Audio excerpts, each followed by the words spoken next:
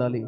యవనస్తులు పరిశుద్ధంగా తమ జీవితాన్ని కాపాడుకుంటూ ఫలించేటి కొమ్మలుగా ఉండాలి అని దేవుడు బైబిల్ గ్రంథంలో యవనస్తులకి కొన్ని టార్గెట్స్ పెట్టాడు. కేవలము దేవుని దగ్గరికి వచ్చి వాక్యం విని పాటలు పాడి ఆరాధించి ప్రార్థన చేసి వెళ్ళిపోవడానికి యవనస్తులను దేవుడు ఎన్నుకోలేదు. యవనస్తులు మరి ఆత్మీయ జీవితము, ఈ ఆధ్యాత్మిక ప్రయాణంలో చాలా ప్రాముఖ్యంగా యవనస్తుల పాత్రను దేవుడు ఉద్దేశించాడు.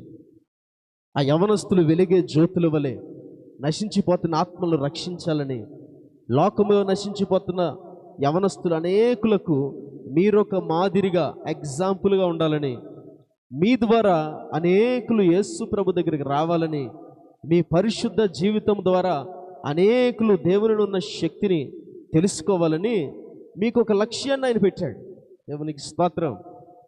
మనం ఏమనుకుంటామంటే, నా జీవితం అంతా అయిపోయిన తర్వాత, నా యవ్వన వయసు అంతా అయిపోయిన తర్వాత అప్పుడు యేసు ప్రభు దగ్గరికి వస్తాను, అప్పుడు బ్యాప్టిజం తీసుకుంటాను, అప్పుడు దేవుని కొరకు పనిచేస్తాను, నా యూత్ఫుల్ లస్ అన్నీ కూడా తీర్చుకున్న తర్వాత, యవ్వన వయసులో నాకు వస్తున్న కోరికలన్నీ కూడా అనుభవించిన తర్వాత, ఈ యవ్వన వయసులో రకరకాల రంగులు నా చుట్టూ కనపడుతున్నాయి కనుక వాటినన్నిటినీ కూడా చూసిన తర్వాత అప్పుడు నేను యేసు ప్రభు దగ్గరికి వస్తాను. అంతవరకు ఒక నామినల్ క్రిస్టియన్గా, నామకార్థమైన వ్యక్తిగా నేను దేవుని దగ్గరికి వచ్చి వెళ్ళిపోతూ ఉంటాను అనుకుంటావు.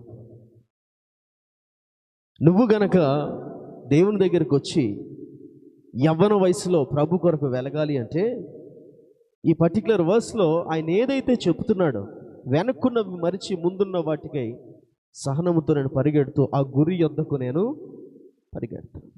దేవుడు మీకు ఉంచిన టార్గెట్ ఏంటంటే, ఈ యవ్వన వయసులో దేవుని కొరకు వాడబడాలి, దేవుని మహిమ కొరకు నేను బ్రతకాలి.